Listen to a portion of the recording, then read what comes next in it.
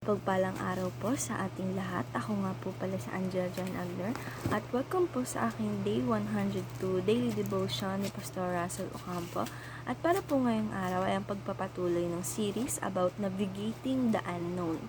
At ang topic po natin ngayong araw, November 7, 2024 ay Trust God's Beautiful Plan. At ang scripture po natin ngayong araw ay Ecclesiastes 3 verse 11.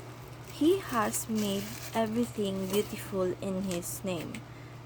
In its time, He has also set eternity in the human heart, yet no one can fathom what God has done from beginning to end. At sa Tagalog naman po, ginawa niya ang bawat bagay na maganda sa kapanahunan niyon. Inilagay rin niya ang walang hanggan sa isipan ng tao, gayon may hindi niya malalaman ang ginawa ng Diyos mula sa pasimula hanggang sa wakas. Teaching number 1. God is the grand author of history. Sabi po dito na ating Panginoong Diyos po ang siyang may hawak or siya po ang author ng ating mga buhay. Na kapag po si Lord na po yung siya po yung grand author ng ating buhay, hayaan po natin na ang ating Lord po ang siyang sumulat sa ating kasaysayan or maghawak ng ating kasaysayan or yung mangyayari sa life natin. Dahil pag si Lord ang may hawak ng kasaysayan natin or yung buhay natin or yung history natin, yung mga mangyayari sa atin sa kinaharap, ang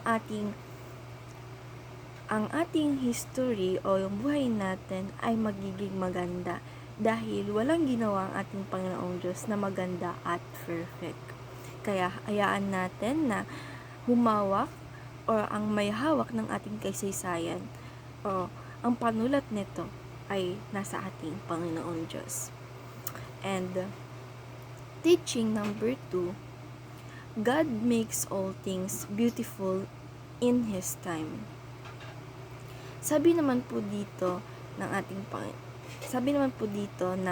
ating Panginoong Diyos po ay gagawin niya po na lahat ng bagay ay maganda kapag po ito po ay oras na ng ating Panginoong Diyos sa buhay natin. Kapag hindi po natin nakikita yung kagandahan sa buhay natin, ibig sabihin po, wala pa po ang Diyos sa ating buhay. Kaya po, dapat na patuloy tayong magtiwala at manampalataya tayo sa ating Panginoong Diyos. At pag ang ating Panginoon na po ang nagsulat sa ating mga sariling buhay, ay hayaan po natin at isuko po natin ang ating buhay sa ating Panginoong Diyos. And teaching number 3, God was not revealed everything to us. Sabi naman po dito na ang ating Panginoong Diyos po ay hindi po nare-revealed lahat ng bagay or hindi po nare-revealed ng ating Panginoong Diyos yung mga bagay na dapat hindi natin talaga alam at dapat na sa ating Panginoong Diyos lamang daw po ito. Dahil daw po, yung iba, pag nalaman po natin, baka po masaktan lang po tayo, mabaliw tayo, ganyan.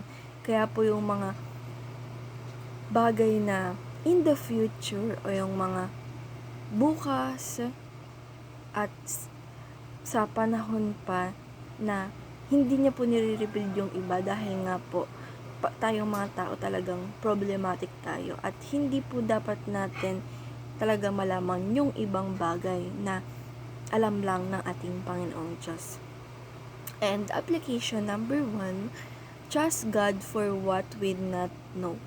Sabi naman po dito na maniwala po tayo, magtiwala po tayo sa ating Panginoong Diyos sa mga bagay na hindi po natin alam dahil ang ating Panginoong Diyos lang po ang nakakaalam nito.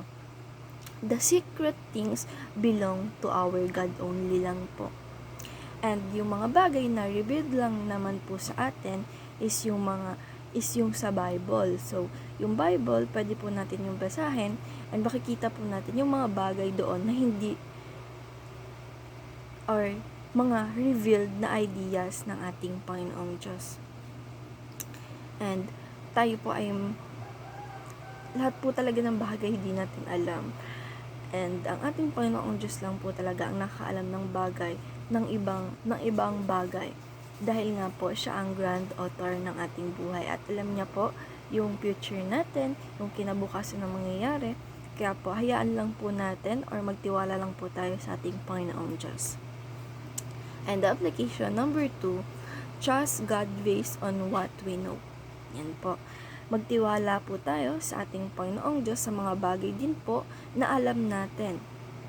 Like yung sa Bible, yung Bible po, ito po yung detailed na reveal ng ating Panginoong Diyos.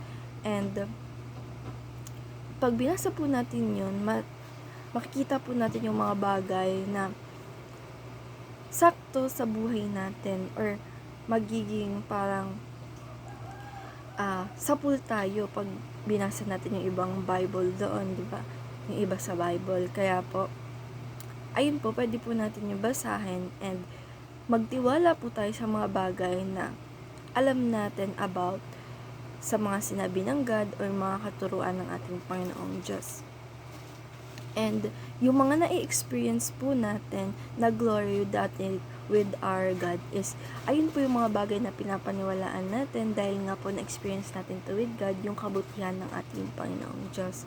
And application number 3, trust God for He is the grand author. So, ito po.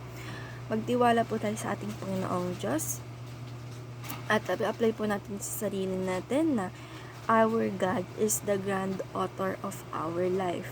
Siya po yung ginagawa niya pong nobela yung ating buhay at pinapaganda niya po ito. Sabi nga po na God makes all things beautiful in His time. Yan po yung gagawin niya sa buhay natin na mapaganda niya po yung buhay natin or maging nobela po ito na sobrang ganda. Dahil ang ating author po ng mga buhay natin ay ang ating Panginoong Diyos. Kaya po, patuloy po tayo na manampalataya at maniwala sa ating Panginoong Diyos sa mga bagay na sa buhay natin na dapat maging maganda po ito. At yung mga unknown po na hindi natin alam na mga bagay or yung navigate the unknown is by trusting our God. And discussion, how does trusting God as the grand author of history help us we face uncertainties in life? Para po sa akin na dapat po talaga na magtiwala tayo sa ating Panginoong Diyos or yung grand author natin na siya po yung maghawak ng history natin and ma-help niya tayo para ma-face natin yung uncertainties in our life kapag po nagtiwala tayo sa ating Panginoong Diyos at siya lang naman po talaga ang nakakaalam ng kinabukasan ng future natin o ng ating kasaysayan. Kaya po pag nagtiwala po tayo sa Kanya, mapapaganda niya po nito ang buhay natin at matutulungan niya po tayo sa mga problema na hindi natin alam. Kaya po patuloy po tayo manampalataya at matiwala sa ating Panginoong Diyos. And ayun lang po ngayong araw. Maraming salamat. God bless.